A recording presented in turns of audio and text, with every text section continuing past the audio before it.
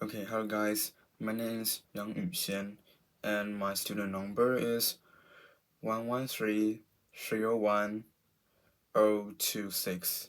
And in this video I will talk about question 1, and I don't know how to record myself and my iPad at the same time, so I just record myself at first, and then I will show the screen. Okay, so this is the question.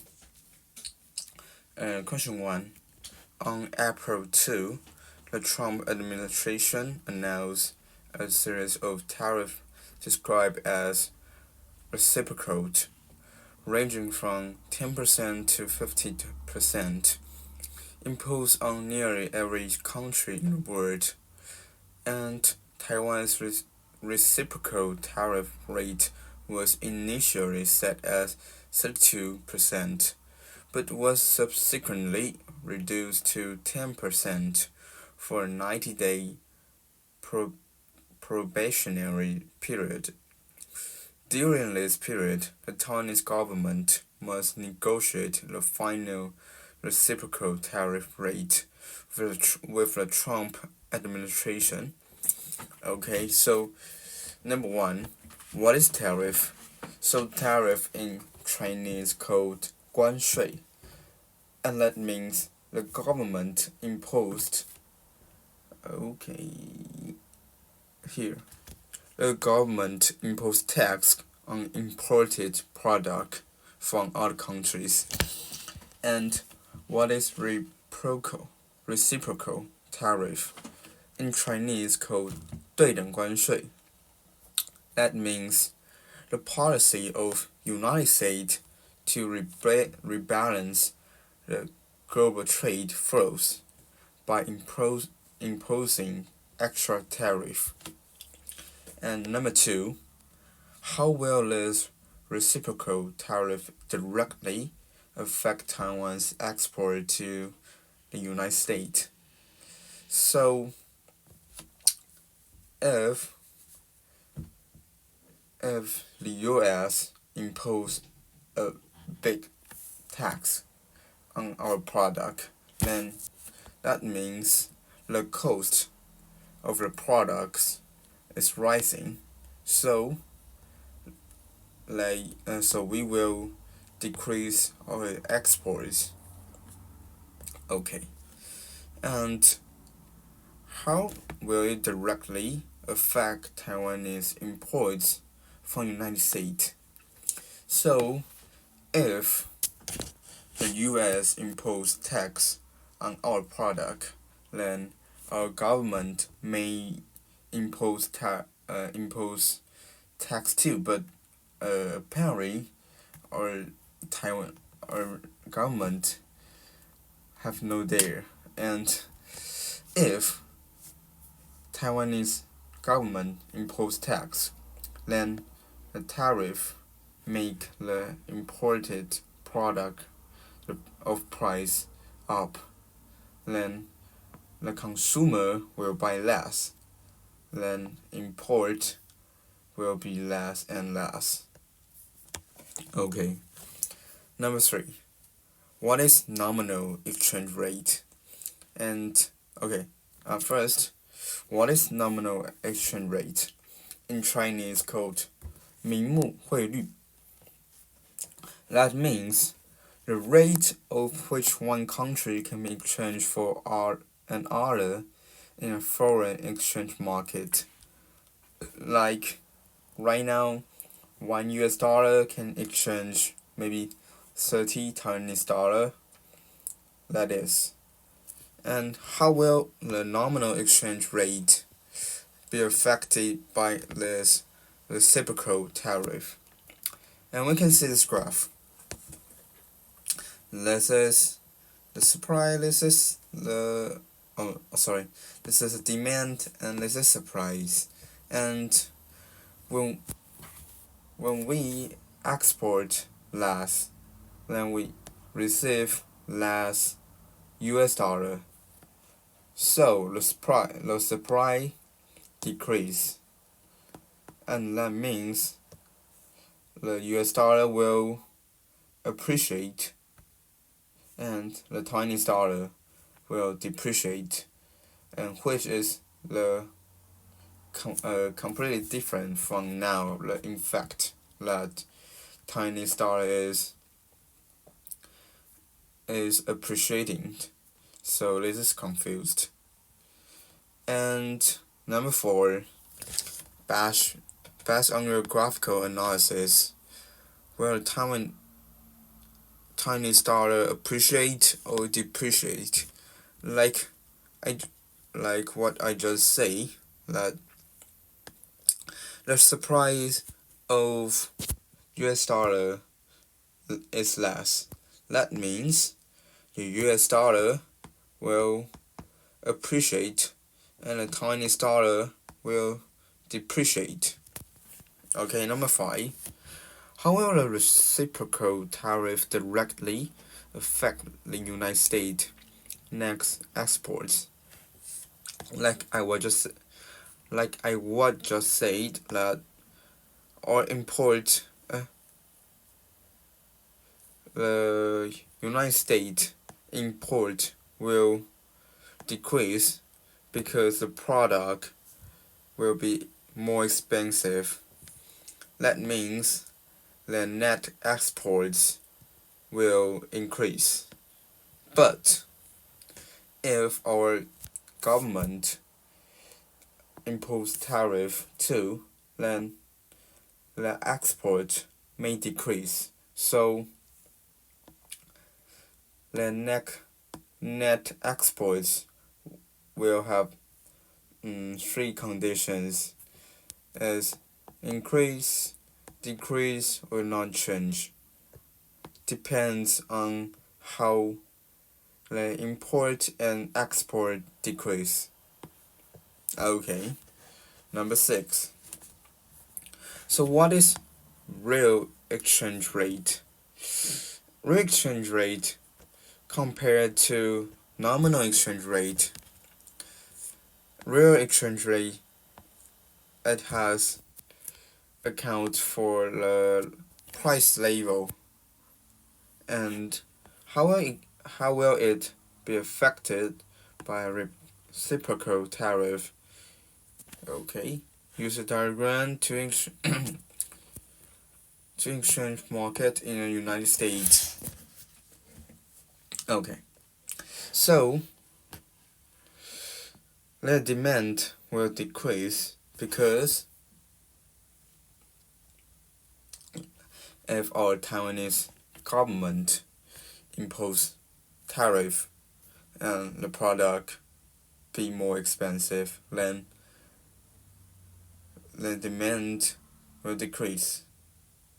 That means real rate, and the import will decrease. That means the demand of currency will decrease. That means real rate will decrease, like this.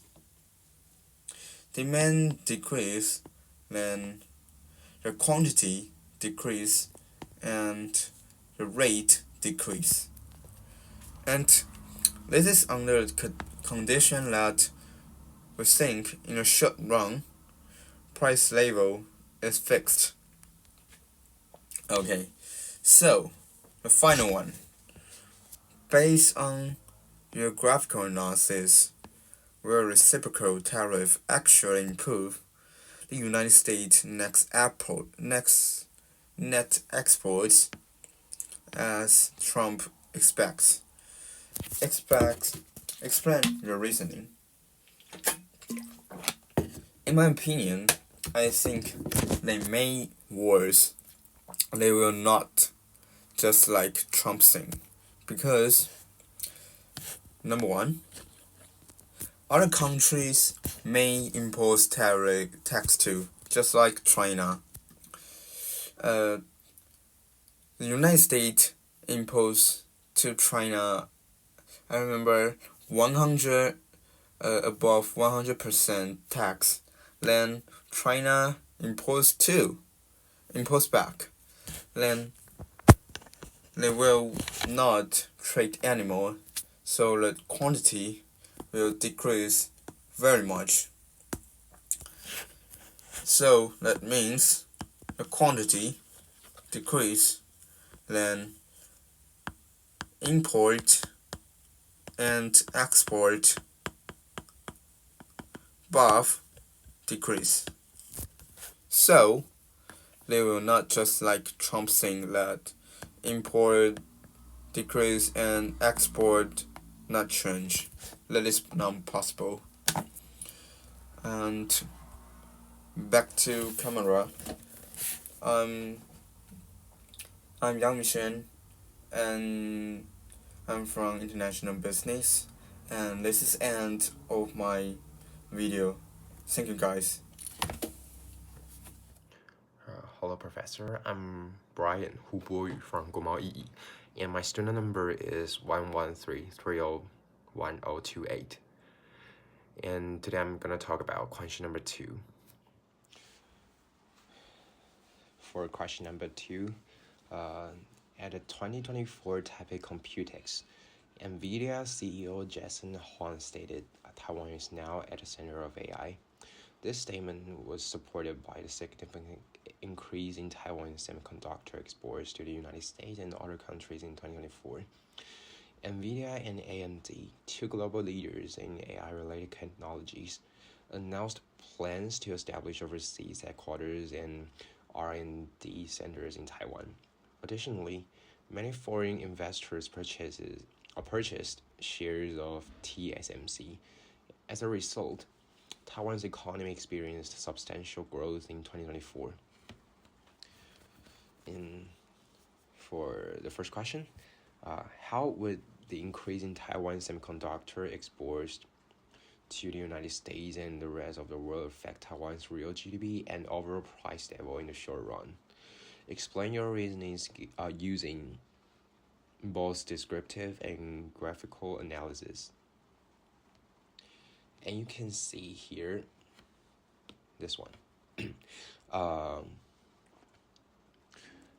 If you increase the increase in Taiwan semiconductors exports will increase the net exports here, and this will shift the aggregate demand to the right, like this. You can see here in the diagram, and thus you can tell that the price level will go up and the output will also go up, which means the real GDP will go up. And for question number 2, what type of investment is the construction of overseas headquarters and R&D centers by NVIDIA and AMD? And how would this construction affect Taiwan's real GDP and overall price level in the short run? Provide descriptive and graphical explanations. And you can basically see here, it's a foreign direct investment. Like because it just built a company in Taiwan, not just like buy shares or something else. And first, the investment will go up.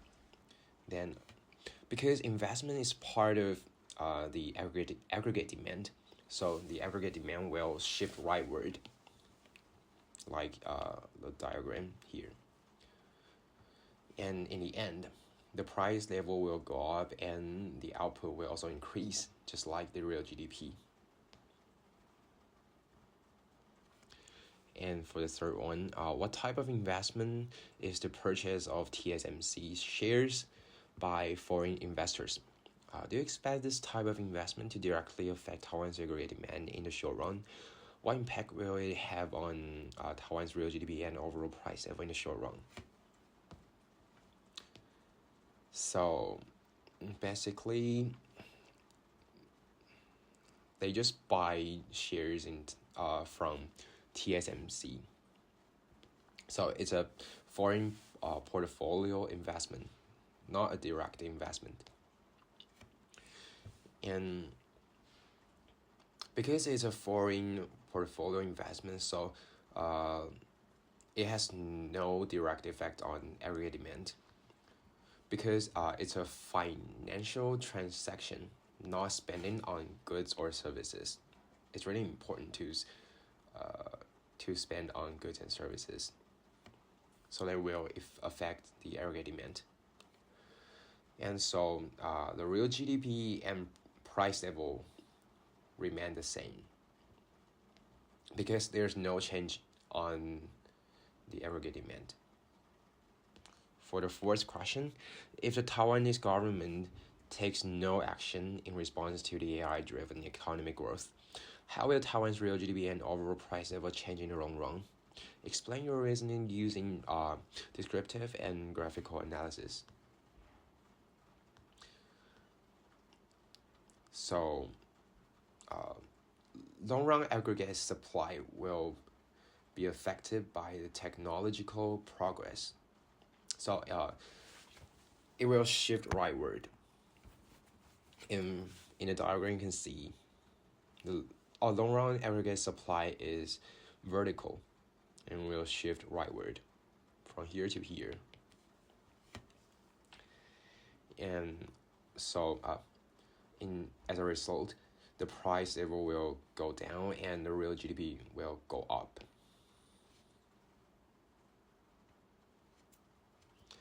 And the last question, if the Taiwanese government is concerned about an overheated economy driven by the AI boom, what types of fiscal and monetary policies could be implemented to cool down the economy? List one fiscal policy tool and one monetary policy tool and explain how it can reduce real GDP and the overall price level. So let's talk about the fiscal policy. And the government can decrease the government spending or increase the taxes. And by increasing the taxes, the disposable income will decrease, so people will consume less. So the consumption will decrease. And in the end, the aggregate demand will shift leftward. So the price level will go down and real GDP will also go down. As for the monetary policy, the FED will increase the interest rate to deal with the overheated economy.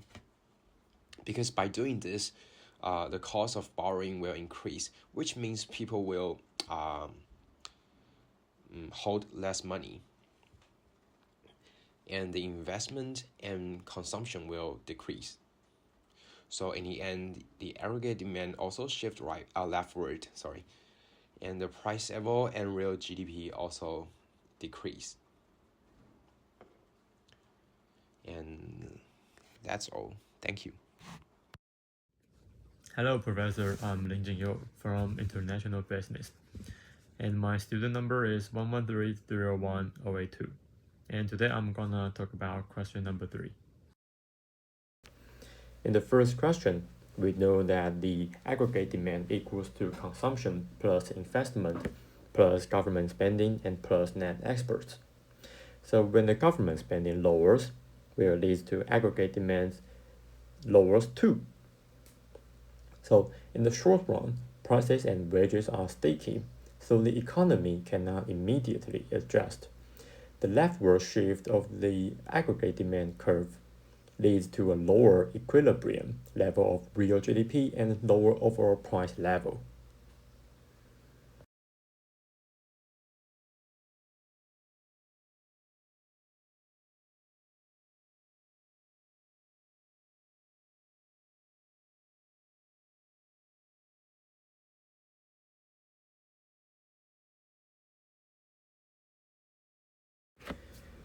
In the second question, we expect a multiplier effect to result from the budget cuts.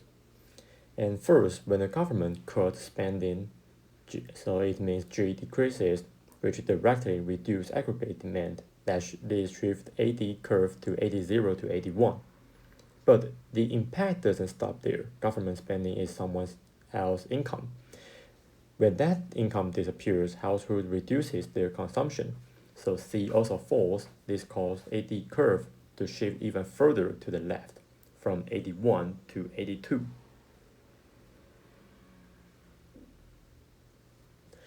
The result is that the real GDP falls even more and the overall price level drops further. In question 3, a reduction in government spending increases public saving. Since public saving is defined as taxes minus government spending, assuming tax revenue remains constant, a lowering G means more saving from the public sector. This also increases national saving, which equals to public saving plus private saving. In the loanable funds market, national saving represents the supply of loanable funds, so the supply curve shifts rightward. As a result, the real interest rate falls, making it cheaper for firms to borrow. This encourages private investments, which increases. Overall, the budget cuts leads to a higher national saving rate, more available funds, and lower interest rates, and increased investment. In question 4, we analyze how the government budget cuts influence Taiwan's net capital outflow. So from question 3, we know that reducing government spending raises national savings, increases the supply of loanable funds, and lowers the real interest rate in Taiwan. A lower domestic real interest rate makes foreign assets relatively more attractive to Taiwanese investors. As a result, capital outflow out of the country in a search of higher returns abroad. Therefore, NCO increases as more funds are invested overseas. So we show this on NCO curve, which is downward sloping with respect to the real interest rate. A movement downward along to the curve reflects the fall in domestic interest rate and the corresponding rise in capital outflows.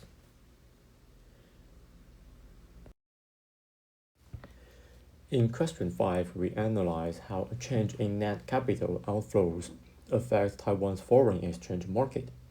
Since NCO represents the supply of new Taiwan dollars in foreign exchange market, an increase in NCO means more Taiwanese investors are exchanging NTD for foreign currency to invest abroad. As a result, the supply of NTD increases, shifting the supply curve to the right. This causes the real exchange rate to fall, means the NTD depreciates. A weaker NTD makes Taiwanese exports cheaper and imports more expensive. Therefore, net exports increase as a result of the depreciation. In the last question, we summarize both the direct and indirect effects of the Lifayuan's budget cuts on Taiwan's aggregate demand. First, the direct reduction in government spending causes a leftward shift in the aggregate demand curve. This effect further amplified by the multiplier, as lower government spending leads to lower income and reduces consumption. Indirectly, the increase in public saving lowers the real interest rate, encouraging private investment. At the same time, a higher net capital outflows leads to depreciation of the NTD, boosting net exports. While these indirect channels partially offset the decline in demand, the initial and multiplied reduction in government spending dominates, leading to an overall decrease in aggregate demand. Therefore, we conclude that Taiwan's aggregate demand is likely to decrease as a result of the Lifayuan's budget cuts.